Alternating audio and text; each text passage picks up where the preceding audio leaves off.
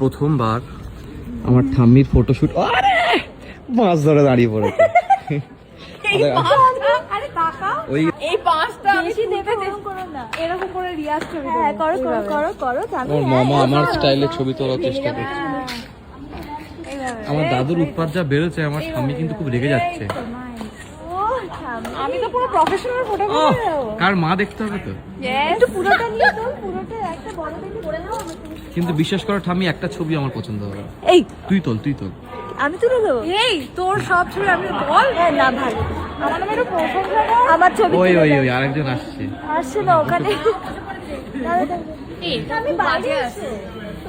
মিতি থাম্মি, আমাদের মিতি রোজ চলে গেছে, তারপরে ছবি তুলতে এসেছে।